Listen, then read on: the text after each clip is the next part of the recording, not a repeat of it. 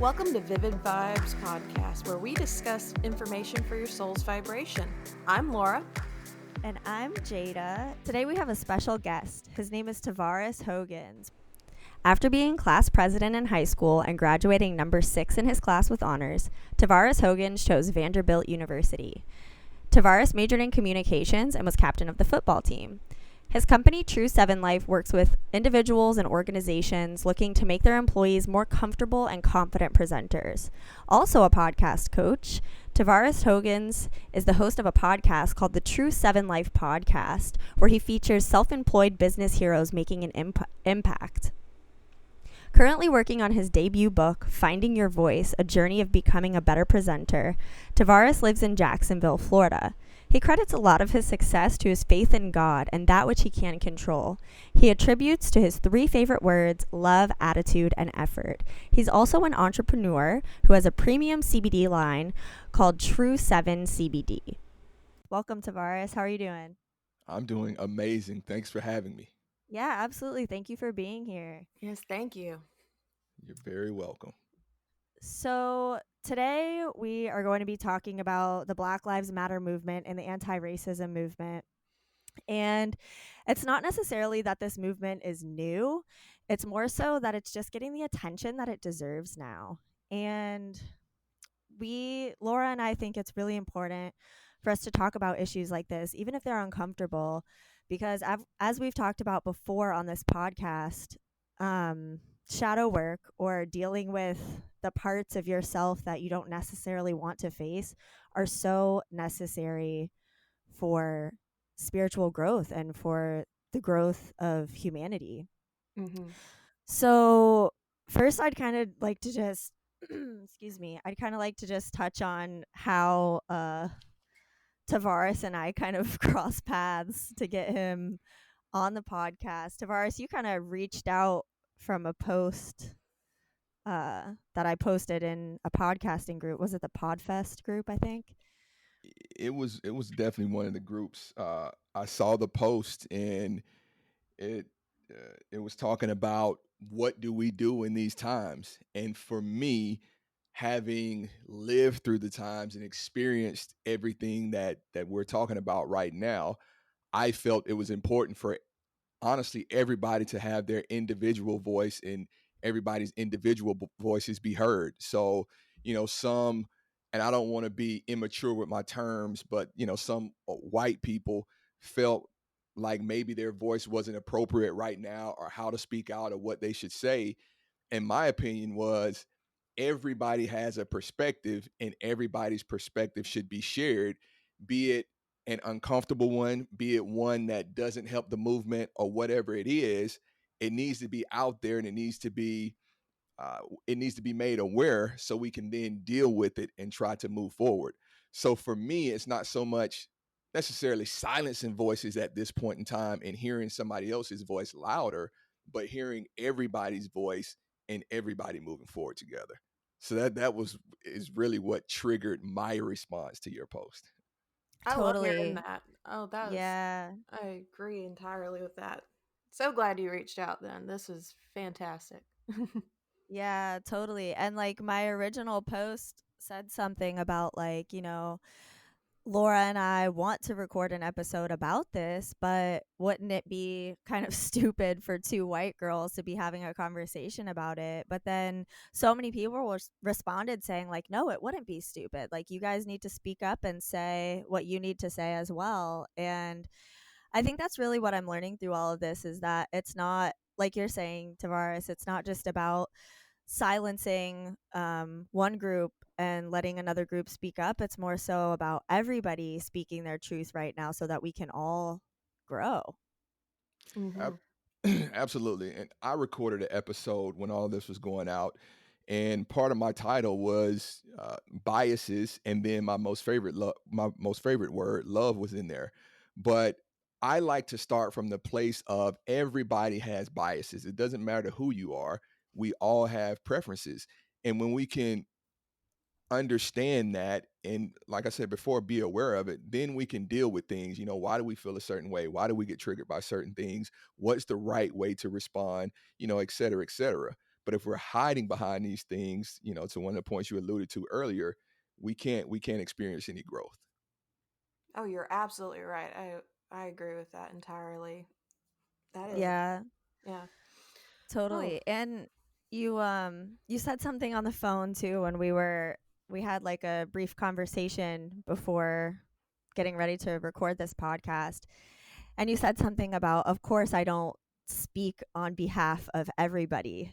And I think that's so important for people to remember whenever they're speaking to someone. Just because you're speaking to one person doesn't mean that they're speaking on behalf of like an entire group of people. Like each individual person is going to have their own biases. Each individual person is going to have their own beliefs and their own triggers and their own everything. You know what I mean? Because we're all individuals. Correct. Just because we're white, we don't all think the same, or because we're black, we don't all think the same or even Exactly. respond the same. So Exactly. mm-hmm. in a time like this, but not just this, when it comes to pride and other causes, it's important to hear, like I said before, every voice, because every person has different needs. A lot of A type personalities and problem solvers, they want to hear what the issue is and then go and fix it. And they fix Mm-hmm. two or three things, but it only works for a small amount of people, instead of trying to hear everyone and address as much as we can.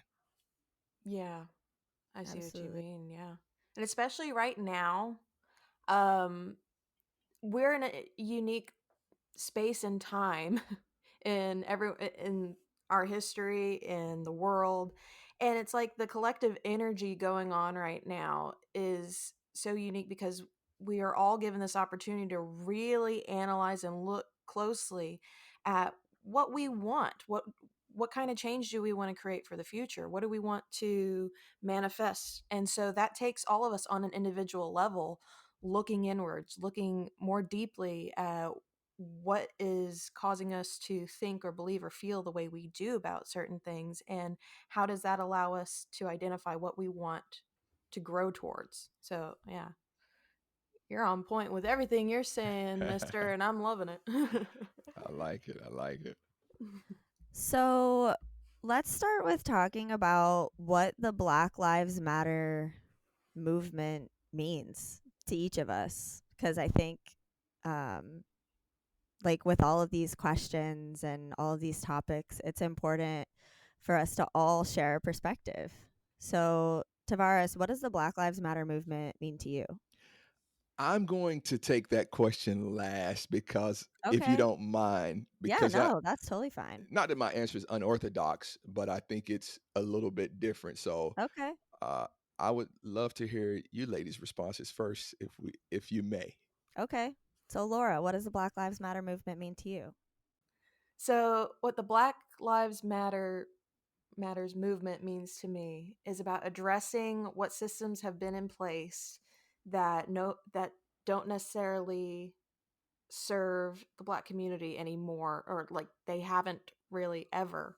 I mean, it was the way our systems have been in place have been to make white people feel better, really. And that's something that our society on a larger scale hasn't really focused in on as much as it needs to. So now that it's gaining the momentum, or it's being focused on right now, is a great reflection opportunity for all of us to really see what parts of our systems and governments and pieces of the society no longer work for the greater good of all. And I think that's what it means to me, and just addressing all the other pieces of that puzzle that come together and how that equates to, again, like, what do we want to create for the future. And that's not just for one individual, but how do we look at the injustices and solve that to be, for us to create how do we create a new society that's fair and just for everyone. Yeah. To me, I think when it comes to talking about things like the Black Lives Matter movement, I can understand why it's difficult for you to articulate what you're feeling and what you're thinking, because there's this like feeling of needing to walk on eggshells, right? Because we don't want to offend anybody. There's like all of these paradoxes that come with, like, for instance, that come with womanhood. Mhm. specifically, just to give an example. Like, there's all these paradoxes, like, be pretty but don't try too hard, be assertive but don't be a bitch. And like, right now, honestly, not even just right now, but like a lot of the time it can feel like that as a white person. Like be an ally but don't be a performative ally. You know what I mean? Like all of these things, it's like, well, I just want to speak my truth, and like if someone has a problem with what I'm saying, then by all means fucking message me and tell me like, hey, you probably shouldn't say that because it comes across this way or whatever. But like, anyways, to me, the Black Lives Matter movement is about our system that's clearly not working, that's clearly, repressing an entire group of people who have historically been repressed in our society. And to me, it's not even just so much about the police violence, because the police are violent to a lot of people, but why is it that when something happens to a person of color, and specifically a black person, that the police get away with it? And so I think that's like really honing in on what the Black Lives Matter movement is. I think that's really, to me, what it boils down to. Yeah, you two made some beautiful points. And for me, the Black Lives Matter movement, I hadn't researched Black Lives Matter. Unfortunately, I couldn't even tell you, principles, bylaws, what they stand for, in black and white print. But obviously, it's about equal rights and making things better for Black lives. If I can be honest, it's difficult a lot of times for me to just muster up the energy to even have these conversations, because for so often and for so many years it just falls on deaf ears. And when you're being suppressed and oppressed, and you're having to work harder for almost every single thing you have, and then you try to have a conversation to get through to someone, and they make it seem like you're making excuses and all of that, it's just very difficult to get energized to have these racial conversations. Mhm. Fortunately, we're in a time now where our white friends are rallying, and I think you mentioned it, Jada. If you have an opinion, you should be able to voice that opinion, be it right or be it wrong. As and even if you don't have good intentions, you still should be able to voice it, and someone should be able to have a conversation with you and say, "Hey, this isn't right or this isn't wrong," and us still be able to go about our lives. I don't want anyone to walk around on eggshells. I want you to be who you are and be true to yourself.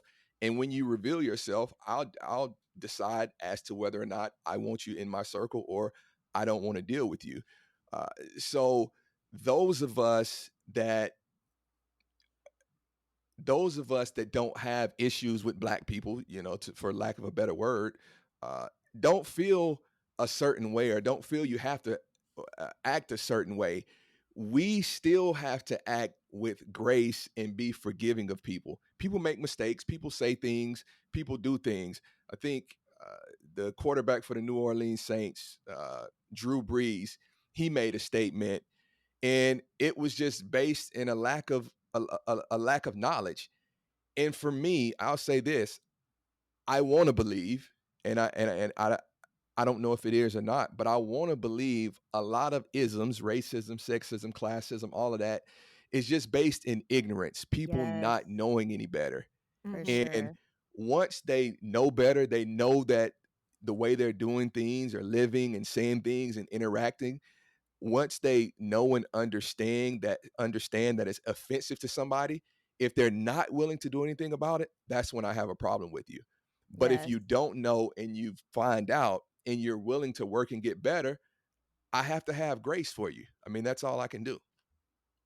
Yes, I Mhm. feel that 100%. Like, Yeah. for instance, I have a friend who grew up in North Georgia, and, North Georgia is very much the South. And he saw me on the beach with my best friend one day, and he said to me later on, "Hey, I saw you out on the beach with some black girl." And I was like, but why is she, why did you refer to her like that? Like, you wouldn't say, I saw you on the beach with some girl. You know what I mean? Or like, Right. I saw you on the, like, if he saw me on the beach with a girl who was like a white blonde girl, he would be like, hey, I saw you on the beach with your friend. But because he saw me on the beach with my friend who was black, he said, I saw you on the beach with some black girl. And I told him, like, you can't say that. That's not nice. That's like demeaning. And at first he didn't even realize it. He was like, no, it's not. Like, she is black. That's not racist. I'm just saying the color of her skin. And I'm like, yeah, but why are you like boiling her down to that? You know what I mean? And once he realized it, then he stopped doing it. So that's totally the difference to me of like, he just didn't know. You know what I mean? And like, absolutely, that was offensive and it really irritated me. But when I told him that, then he didn't do it again. Yeah. Mhm. So, yeah, Right. I And I think that's the remember, oh, I'm sorry. I just it's remembered okay. seeing something that I read the other day too. It was talking about how, like, in entertainment, things are categorically differentiated. Like, okay, comedy is one thing, but as soon as there is a black family or black entertainer in it, it's a black comedy now. And it's like, why can't it just be the same? Why It's can't it just be comedy? yeah. Right. Yeah, that is interesting too, though, because it's like we do have like a lot of different cultures melting together, but I feel like that this is a whole nother conversation. But like, whenever you get deep into it, there is like this, I just had like a really deep thought and I'm trying to articulate it into words. Like, everything in our culture, like movies, music, everything comes from black culture, right? Like, music, and like, think how much music that Elvis popularized actually came from black musicians. You know what I mean? Mm-hmm. Like, so really, yeah, it should just be like music, but we should just be recognizing the people who are actually creating it. Mm-hmm. So, why is it important for people to take responsibility then? Like, whenever we bring something up to them, why is it important for them to say, like, to have that moment of humility where they can say, okay, maybe I was wrong? Because that does take a level of humility. That takes a level of detaching from your ego and being like, okay, maybe what I'm doing isn't necessarily right. People don't like being told that they're wrong. But why is that important to Mm-hmm. take responsibility? Yeah, we've gotten so sensitive as a society. For real. We don't like to be told wrong. We don't like this. We don't like that. Like we we need to be bigger about things and just less sensitive. For me, why is it important to start speaking up and doing my part as far as taking responsibility? I've just gotten to a point where I've taken so much on the chin and put my head down, and not just myself and many others, that we're not willing to do it anymore. And we don't care what we lose. We're willing to lose it all and risk it all for better treatment. And it's the same thing that, Dr. King and Farrakhan and Malcolm X and all of them, they were willing to risk it all so we can be in a better position. And it's the same thing that we're doing, for our kids, grandkids, nieces, nephews, etc. Um, Individuals that aren't willing to take responsibility, I don't have time for them, unfortunately. I mean, there are a lot of Yeah. conversations that I've removed myself from. There are a lot of individuals that I don't care to engage with. I'm not going to say I cut them off 100% because if I'm led to have a conversation with someone, I am. I feel like I have a debt that I owe to society more so than my feelings. I don't really care about my feelings. I'm a big boy. I can deal with a lot. I've got thick skin. To your point of this question, I feel like I have a responsibility and a duty to others. And that's why I'm speaking up now, because I could very well stay in my bubble like a lot of people and be okay. But I know there are people that help me get to the position that I'm in. And the fact that I'm here, I have to do what I can to help other people. And furthermore, we have support and we have other people that are willing to link arms with us, and stand. Races, it won't be in our time period, but 200 years from now, it's all going to be a blended race. So, it's probably going to be classism or something different, but the race issue isn't going to take care of itself in our time, but it will eventually take care of itself. Now, I'm not saying that to pass the buck. We still have to do what we can to make things the best we can for where we are right now. Mm-hmm. I love your response to that. I mean, in my head, I was looking at this question in a totally different perspective, a different role, and you definitely brought points to the surface on this that I might not have been even considering towards this. So thank you for that wonderful response. Um, like I was thinking about, I see some family members or friends that are white that do not understand the Black Lives Matter movement. They are just not on board with it, and they don't look at themselves and think that they are racist or that they support racism. But some of the stuff they say, it's like it comes from a place of ignorance, like we discussed earlier. And I look at them as not taking on responsibility for what isn't right, what they might be wrong about. And I look at them and I realize they are doing what they think they need to be doing to preserve themselves, to protect themselves. Like this, how their way of being or their mindsets or their ideas are what make them them. And so anything that comes to challenge that, it's like it's an attack or it's an affront on them, and so they feel the need to come back and say, it's like, oh well, if Black Lives Matter, all lives matter, or blue lives matter, and that kind of stuff, and they're taking away from where the focus should be. I mean, it's not saying that those things are necessarily uh wrong. We're just addressing and bringing the attention to what needs to be focused on at this time, because these are the people that have been suffering, quite frankly, longer. And so to get to that point where we're to get into the headspace of understanding how to take responsibility is, like Jada was saying, it's learning how to let go of the ego. It's learning how to let go and just see where can you learn to change, where, because change can be scary at times, but it elicits growth. You cannot grow without change. So you have to take responsibility and understanding what your old mindsets might be that no longer serve you to this point. Now that we are at this opportunity to create great change with all this momentum and all this energy focused on this movement.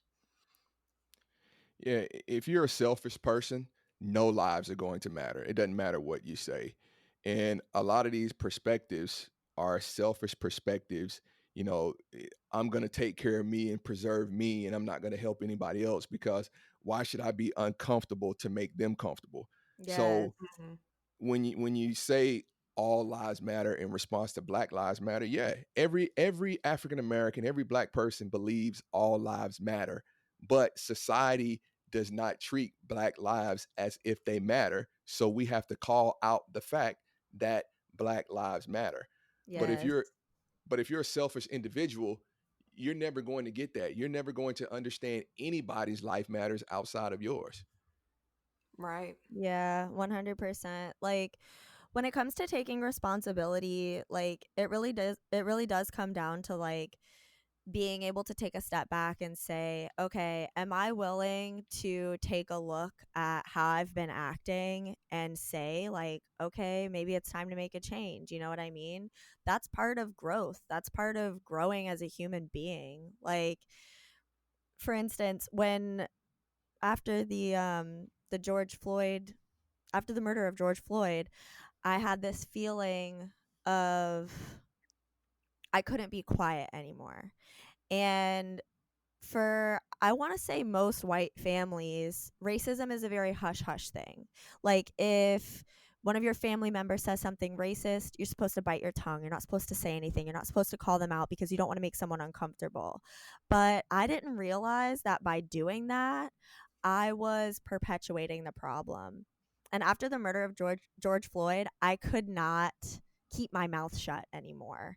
And it makes me really sad that it took, like, why is it that people being murdered with guns wasn't enough for us to realize? It took someone being murdered with a body part for us to realize, like, oh shit, something's wrong. You know what I mean? Like, why did it take that much? So I guess taking responsibility means looking at, like, what we've been doing on an individual basis and not necessarily like blaming it on on anyone specifically, or like looking at what we've been doing and saying, like, okay, I have been doing this and this is the difference that I can make. Because, in my family there are people who are not taking responsibility, and it's really challenging, and I can bring up points to them all day long, and I will continue to call them out on their bullshit.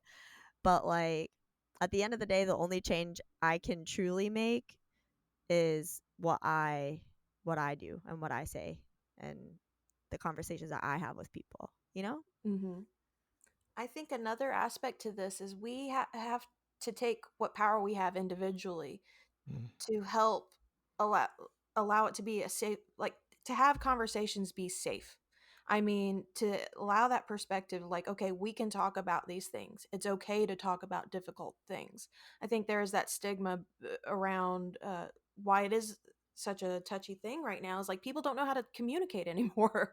People don't know how to have tough conversations because they are worried about offending someone or hurting someone. And it's like, really, we all have to kind of be in that mindset of learning to take things with a grain of salt, and then, like, what like Tavares said earlier, it's like we'll determine what we're going to do after the response, but still know that it is okay to share ideas, to know that it is okay to communicate, because that ultimately is what's going to bring us all together, is communication. That's it. We have to talk. I mean, I grew up in North Florida, and there's Ooh, no lower way Alabama. LA. There's no Yeah. way that you can tell me that I didn't have quote unquote racist friends, whatever that means. Mhm. But these same people, there's no way that you could tell me that they didn't love me.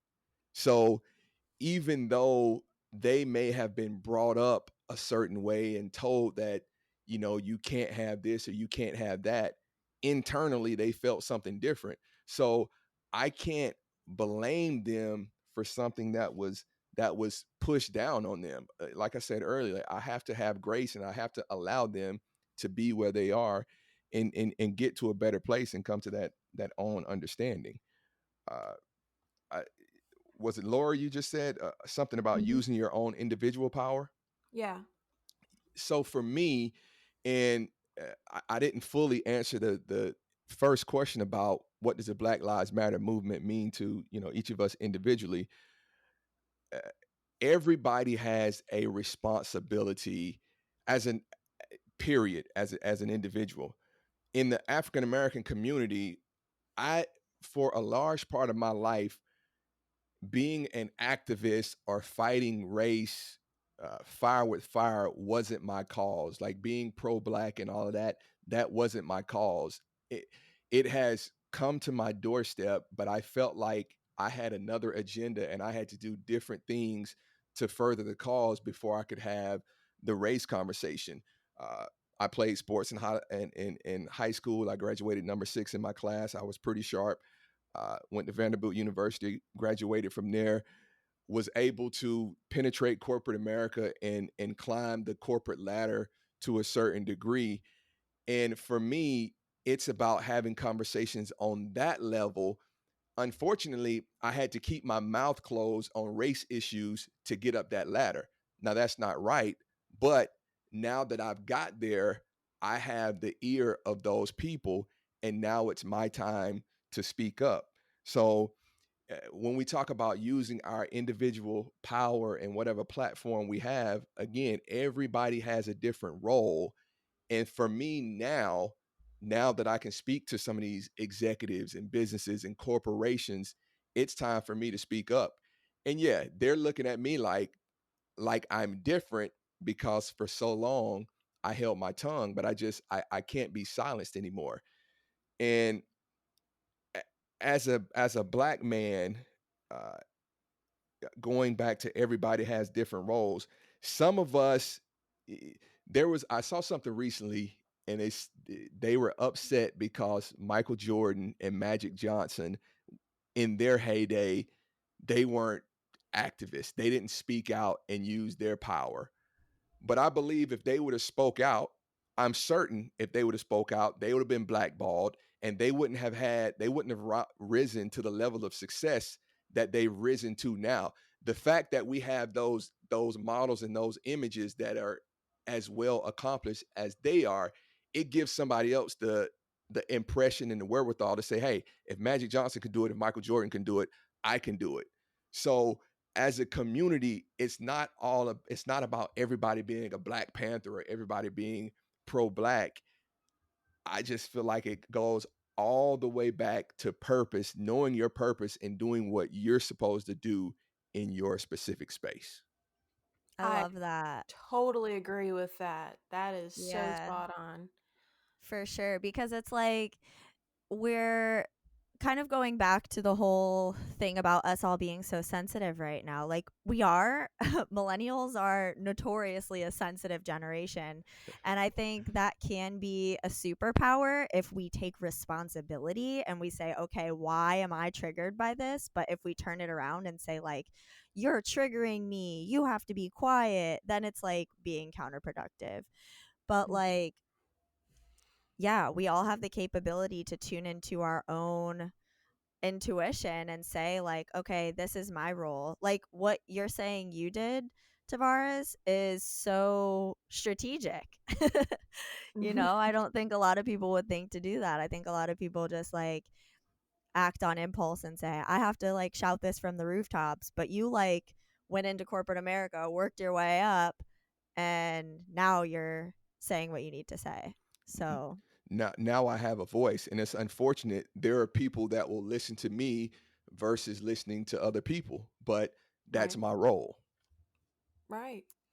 And totally. we all just kind of have to find our place, find what feels right to us. And I think the more people find the strength to be able to follow what their gut is telling them, follow what feels right, we will all individually at that point find ourselves exactly where we're meant to be.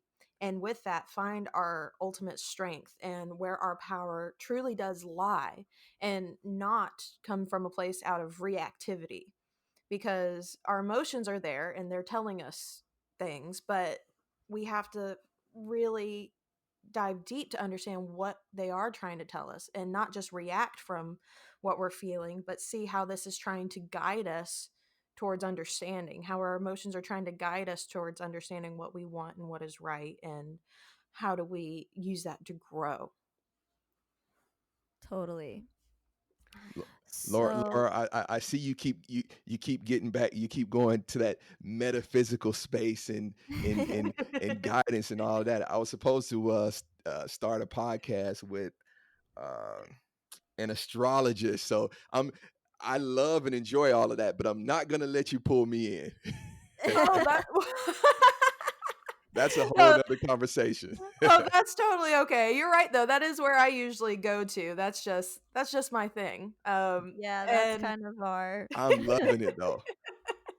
well, thank our you. jam. Yeah.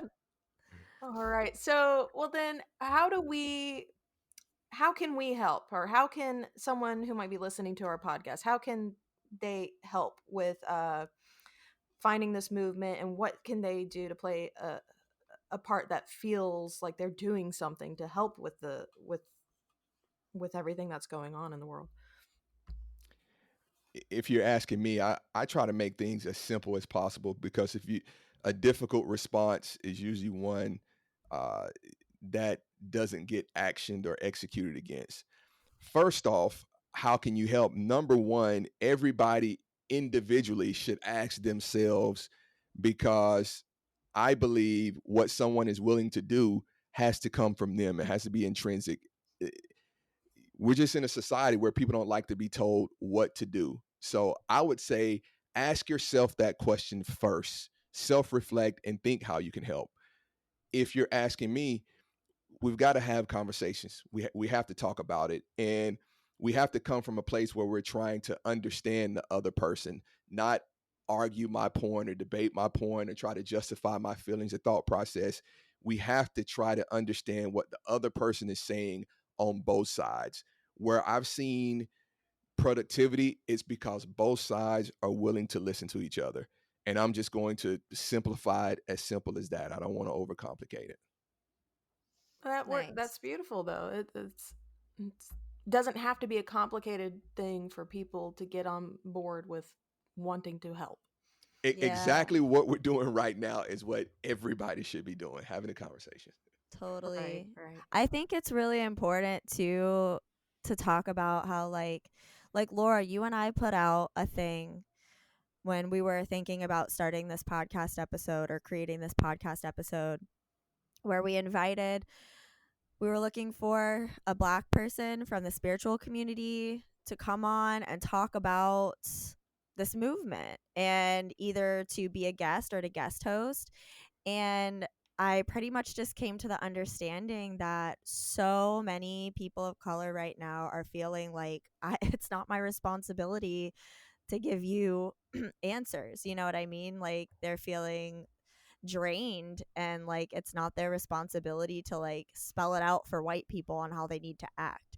So I think that's really important right now too. Like if you are starting to notice how maybe how white your Instagram feed is and you're looking to be more inclusive and grow yourself as a person, like don't reach out to people that you don't know and say like, hey, like what am I supposed to do, because like that person is going through their own shit right now, you know what I mean? So like you said, Tavares, the best thing we can be doing right now is just like having these conversations with each other.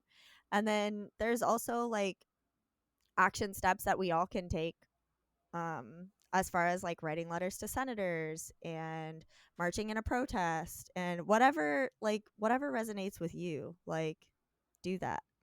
Hmm. Yeah. And so, to that point, like marching in a protest, for me, I mean, I, I don't want to be reckless again, but I could care less. But for somebody else, that may mean the world. And, to the point we were talking about earlier, different people have different needs. So just showing up and supporting somebody else in a protest, I mean, that could change people's lives. I got a couple texts a couple weeks ago, and after a couple of tense days, and it was just so emotional to feel the love and support from some of my white friends after I had been battling other white people on that topic, Mm-hmm. for the last couple of days. So whatever you're feeling that's positive, I believe is the right thing.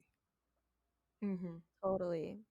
Hmm. So here on Vivid Vibes podcast, we are all about, information for your soul's vibration and all that woo woo stuff. Woo woo. So, are you familiar with the law of attraction, Tavares? You know, uh, I don't know if I'm familiar with the textbook version, but I am very familiar with the law of attraction. Okay. Hmm. Yeah, it sounds like you've had immense levels of success. So, like, basically just being able to feel the feelings of achieving something before you've achieved it, which is like what allows you to achieve it. That's ultimately a boiled down version of the law of attraction. So, I would really like to end on the note of how can we use that? How can we like hold a vision for what we want out of this? How can that relate to the anti-racism movement? How can we manifest and create what we want through all of this by just using the law of attraction? Yeah, so the law of attraction for me, it's something that I feel like I have just abused and taken full advantage of. There's a good friend of mine that when he listens to this, he will corroborate. But I being a former athlete, it's all about, envisioning your success and, playing the game out and all of that. And it's Mhm. just transferred over to life for me. So anytime I'm looking to achieve something, I'm thinking through the steps of success. So when it comes to this movement, just as you were saying it, my most favorite word in the whole entire English language is love. And I just had the image of everyone joining arms, just showing immense amounts of love, all races, all demographics, all religions, all everything. Like everybody just showing a huge act of love and engagement. That's what I see. That's beautiful. Beautiful. And I agree, because it's like we have to hold the space of love, not division. Everything we Yes. do has to come from a place of love, not wanting to create more division. And it's not going to be perfect every step of the way, because people are going to, again, they're going to take like self-preservation ahead of certain things, and not see certain parts of our language, what we're talking about or what we're trying to do, as a place of love. But ultimately, even in spite of those uncomfortable situations, as long as we are doing everything out of love, that is going to help bring the momentum forward in that space and bring more love as time goes on. Totally. I totally agree. I think that's really important with all of this, is like with any goal, like remembering why you're doing it, remembering why you're doing what you're doing. Because when we get, of course, it's natural to be mad. That teaches you where your boundaries are. But if we can take a step back and say, like, okay, I'm doing this because I hold the vision that all races, all religions, all nationalities, everyone can come together and share this collective vibration of love, then we can remember why we're doing what we're doing, and then we can create effective change. So, well, I think this was a very productive and enlightening conversation, guys. Yeah. I appreciate the opportunity. Yeah, Yeah, we loved absolutely. having Thank you you on so much here. for coming on. Hmm. Do you guys have anything else you want to add? You know, I'll say one more thing, just because you mentioned love versus division. There's terminology that myself and some others have been trying to debunk, and I believe in this time it's popping back up. But there's this term of diversity and inclusion, and people talk about diversity training.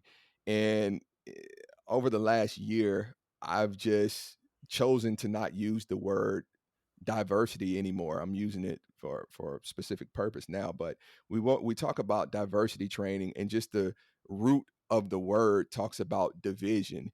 And my goal, whenever people want to have this conversation, is, first off, let's change the terminology, because we are more alike than we are unalike. So let's try to align on where we're alike, and work on togetherness training versus diversity training. And I know it's just wordplay and all of that, but as you both know, words matter. And Hmm.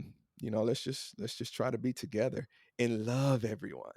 Yes, Yes. I love that. Hmm. Awesome. All right, so Tavares, where can people find you, like on social media or other platforms? So I just started this social media journey, I think less than 3 months ago. So I don't even feel comfortable saying all of this right now, but let me try. I am most active, I believe, on Instagram. You can find my company at True 7 CBD, but you can also find me at True 7 Life. And I'm at those same handles on Facebook. So Facebook and Instagram at True 7 Life, and also at True 7 CBD. Excellent. Well, thank you again, Tavares, for coming on today. And thank you, everybody, for listening. If you enjoyed this episode, please pop over to the iTunes store or Apple Podcasts and leave us a review. We would love that so much. Also, feel free to pop over to Facebook and join the Vivid Vibes tribe, where we continue the conversation after each episode. Thank you so much, everybody, for listening. Namaste. Namaste. Namaste.